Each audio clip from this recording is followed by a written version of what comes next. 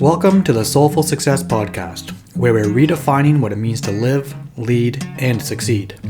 I'm Kyle Diot, a mentor and guide for visionaries and conscious creators who are ready to bridge personal growth, spiritual depth, and practical success.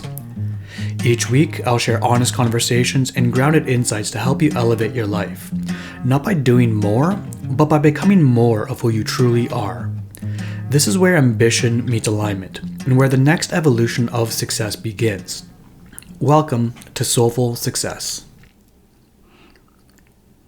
There's a difference between choosing to keep going and not knowing how to stop. And it usually shows up in really small moments. A task finishes, there's a pause, and almost immediately something takes its place. Another thing to do, another place to put your attention, another reason to keep moving. It's not always intentional. It just happens. The space doesn't stay open long enough to actually feel it. And over time, that starts to feel normal. Not slowing down doesn't feel like a choice. It feels like how you function.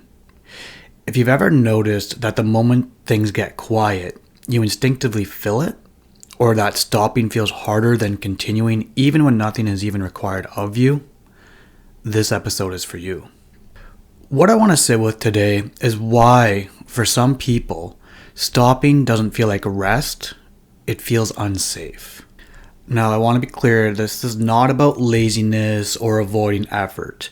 I'm sure everybody here knows how to show up, follow through, get things done. That consistency and reliability is part of you, but sometimes, it could be externally validated.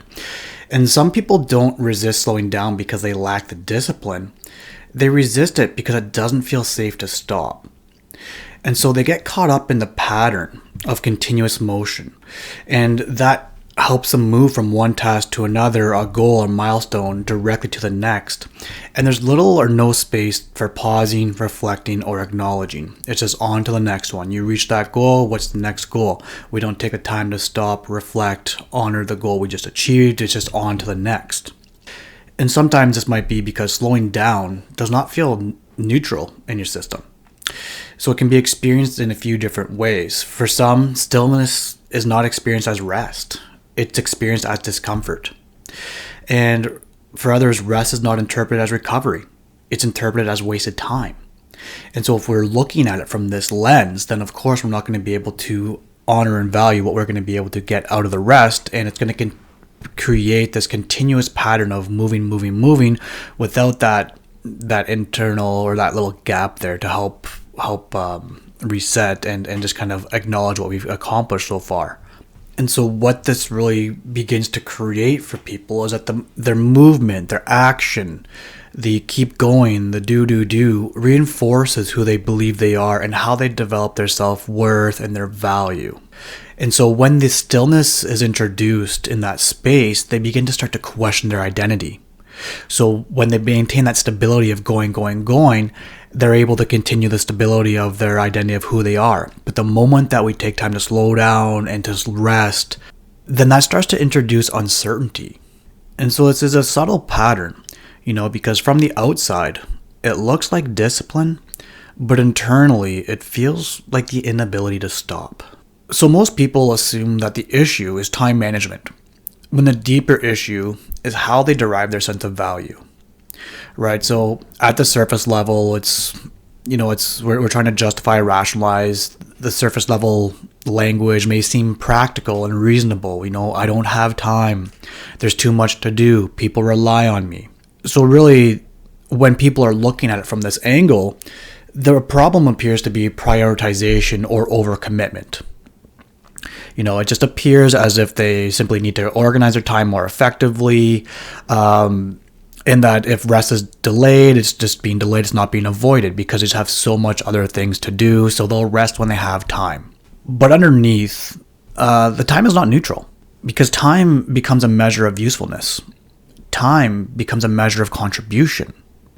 And so when we're looking at it from this angle, if we're not using our time to be productive, then how are we going to derive our sense of self-worth in these scenarios? And that is what continues to drive the pattern of go without the rest. And so through this, productivity becomes a mechanism through which people validate themselves. So if the time is well used, then they feel valuable.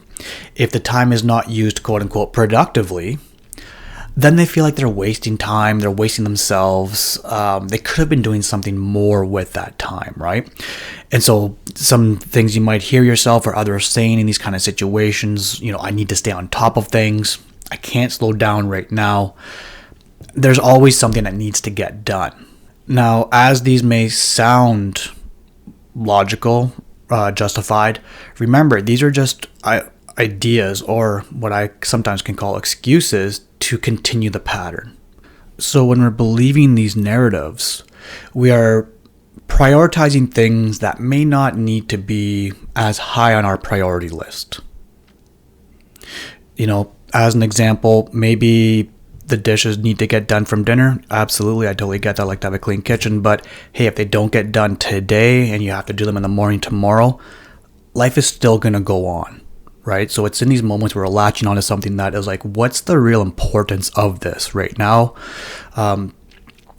Because that's going to show the issue, right? Because the issue is not how they manage your time.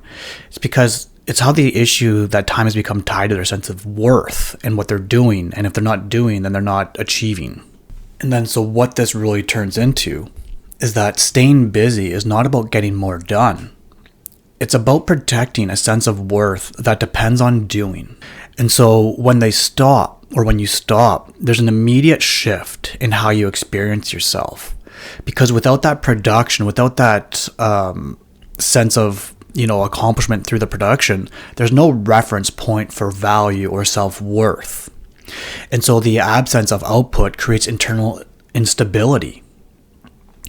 And then when we're in these moments of the internal instability, if we're trying to rest, but we've patterned ourselves in this way, the rest is not experienced as neutral space. It's experienced as a loss of contribution. Rest is experienced as a loss of value. And so this creates a direct association, so that when you're producing, you're valuable. When you're not producing, you're unworthy.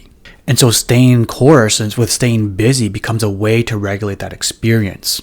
The activity reinforces the sense of self, the sense of self-worth, the identity that has been created. And the momentum from that protects you from confronting what you would feel without it. And to be clear here, so this is not discipline. This is not ambition. This is not work ethic. What it is, it's identity protection. It's emotional regulation through productivity. It's avoidance of what emerges in the stillness. And so it creates the pattern that if you stop producing, your sense of worth disappears. And staying busy isn't a discipline, it's protection. So when we're in those moments of having a bunch of tasks to do and just kind of being caught up in the busyness, that speed of being busy is not actually about achievement. The speed is about not having to feel what shows up when nothing is happening. So when movement stops, space is created. And when the space is created, reflection becomes available. And when reflection becomes available, truth begins to surface. So you see that slowing down creates the space where what is no longer aligned becomes impossible to ignore. The truth is often not logistical, it's existential. It comes down to maybe some things that might happen is what I've created just doesn't fulfill me anymore. And what I've grown into is not the version of my life that I want to thrive in anymore. And so when we're continuing to be busy, it allows us to avoid these thoughts, these feelings of what's going on underneath the surface here. And so you see that when we do take time to slow down and reflect and take stock, the realizations are not small. They can call into question past decisions. They can call into question your identity. It could call into question who you believe yourself to be. And so this is where slowing down begins to feel unsafe. Because it's no longer about rest, it's about what that rest reveals. And in these moments, the fear is not just change. The fear is loss of identity. The fear is loss of value. The fear is not knowing who you are without what you've already created.